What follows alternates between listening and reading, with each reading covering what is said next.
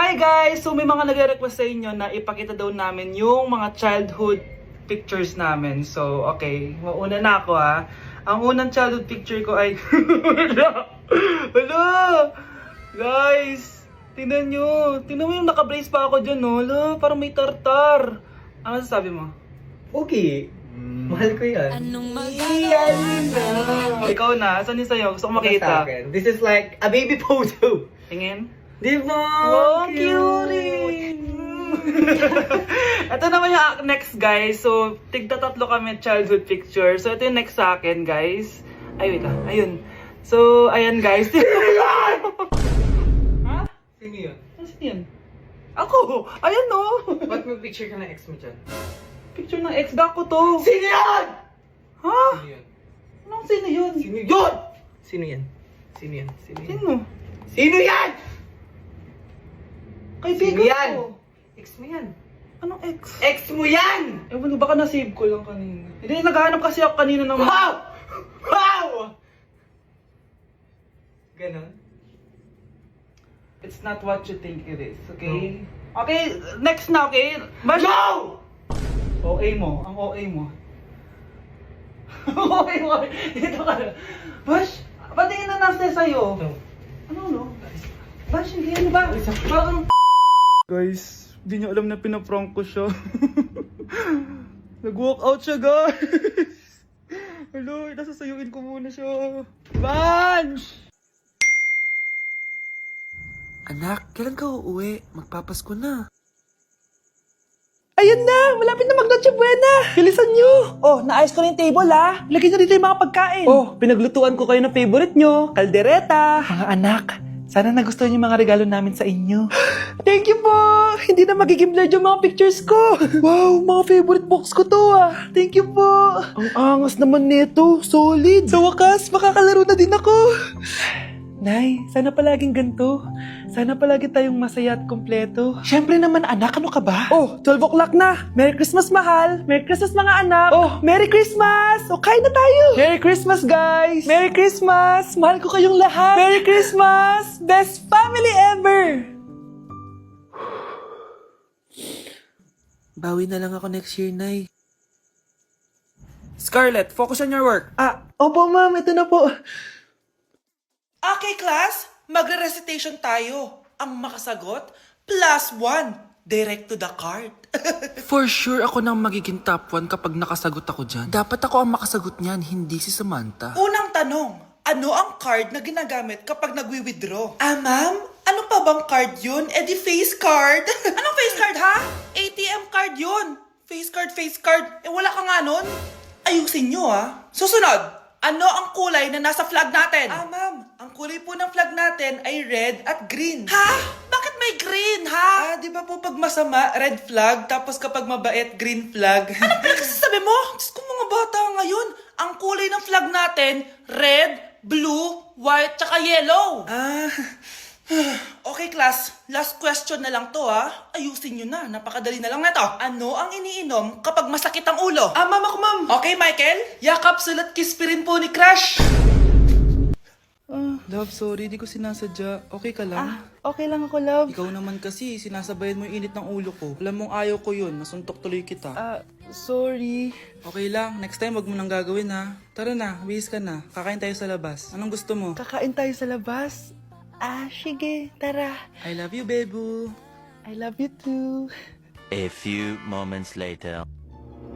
Oh anak, ba't may pasa ka sa mata ha? Nay, wala to. Sinaktan ka ng jowa mo, no? Manda sa akin yun. Physical touch kasi love language niya, Nay. Parang ikaw lang. Okay lang ako, wala to, Nay. Anong ako? Hindi ako ganyan sa'yo, Lu, ikaw nga kapag pinapalo mo ako, sinasabi mo mahal mo ako. Wala to, Nay. Mahal ako nun. Ganon. O sige, dahil mahal kita, dadagdagan natin yung nasa mukha mo! Kuya, try mo po yung sikat na mango na ice cream. Mango na ice cream. Mango is my favorite flavor, so let's try it. Wow, parang ang sarap niya. Tara, bili tayo. So, papunta na ako sa convenience store para hanapin yung famous na mango na yan. Sabi nila meron daw dito sa Vietnam. Kaya pumunta ako dito sa Circle K. Guys, meron dito Hello, kompleto. Guys, excited na ako matry ito. Bilhin na natin. Grabe, napakamahal naman ng mga yan. Ayan guys, binili ko yung mango, yung lemon, tsaka yung peach. Eto na sila. Tikman na natin. Unahin na natin tong si Mango kasi ito yung pinakasikat. Sirain ko na. Wow! Mukha talaga siyang mangga in real life, guys. Tapos dito siya hahawakan. Okay, unang kagat.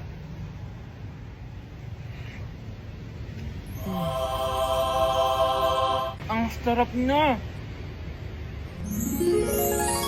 Lasa talaga siyang mangga, promise, na may konting gatas. Medyo maasim din siya na onte. 10 out of 10 to sa akin, guys. Okay, next naman itong peach. Mukha siyang puwet ng bata, oh. Okay, kagatin na natin. Ang nostalgic ng lasa niya.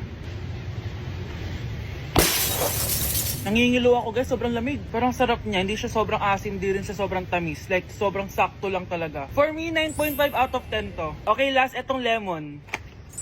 Wow, mukha talaga siyang lemon, no? Okay, unang kagat. Ba't parang wala siyang lasa? Tapos, hindi rin siya lasang lemon. Parang ice cream na wala lasang wala. Wala akong nalalasahan. Alam ba kami sakit na ako. 2 out of 10 lang to sa akin kasi hindi niya ako na-satisfy. For me, masarap naman sila kaya itry nyo, guys. At kung may gusto pa kayo ipatry sa akin, itatry natin yan. So, comment lang kayo, guys. Bye! Di na ako natutuwa sa inyo, ha? Number 3, ano ang pinupuntahan sa Bohol? Ma'am. Yes, Cheska. Nasa 200 pesos to eh. Resort, ma'am? Anong resort, ha? Chocolate Hills yan! Umayos na kayo, ha? Ano ang pambansang pagkain? Ano yung pambansang pagkain? Ah, ma'am, favorite ko yan. Sige, Samantha. Napaka-basic naman neto. Tanghulo, ma'am. Pinaglolo ko na ba ako dito, ha? Puro kasi kayo TikTok. Adik na kayo. Ang sarap kaya nun, ma'am. Try nyo kaya. Ang pambansang pagkain natin ay adobo, hindi tanghulo. Gawin kitang tanghuli dyan, eh. Okay, kakalma na ako, ha?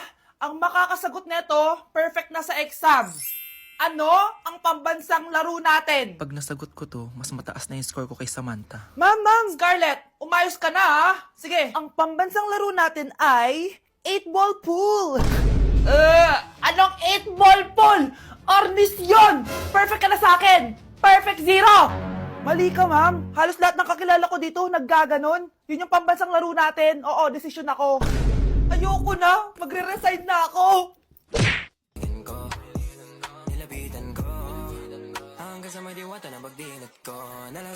Aray! Disturb. Di ako yun, ha? Wala na nga akong kapartner. Mambabato pa kayo. Hi. Ako, pwede mo ako maging partner. Tony? Totoo ba to? Matagal ko na siyang crush. Tumabi ka nga, Samantha. Panira ka sa view. Hi, Jessica. Hi. TikTok tayo, Jessica. Ako yung partner mo. Ako? Sure, sige.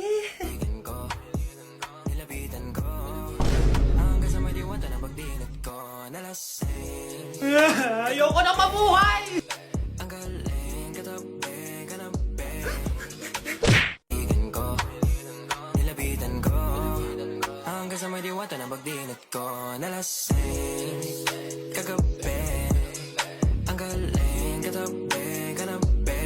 Hoy! Kayo dalawa! Ano ginagawa nyo, ha? Ba't may pakis?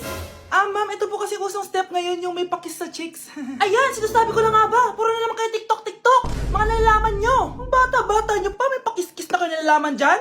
Mag-aaral nga kayo na maayos. Ang bitter ni ma'am, porket walang kadate ng Valentine's. May sinasabi ka ba, Scarlett? Wala po, ma'am.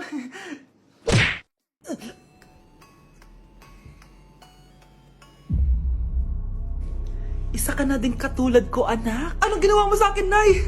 Kakaiba yung nararamdaman ko. Gusto mo malaman ang totoo, di ba? Isa akong diwata mula sa mundo ng Encantasia. At isa sa kapangyarihan ko ay ang manipulahin ang picture na nasa cellphone mo. Bakit yung mula sinabi sa akin, Nay? Dahil ngayon ang tamang panahon, anak.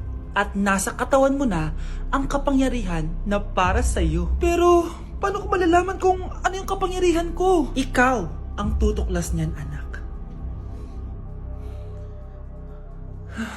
Ano kaya magiging kapangyarihan ko? Baka nagiging invisible ako.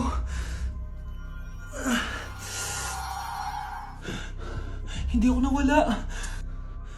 Baka kaya ko magpalutang ng gamit.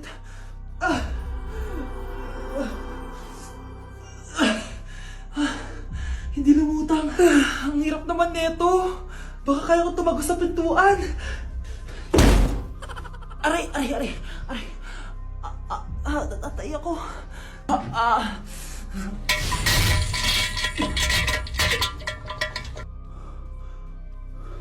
Ano yun?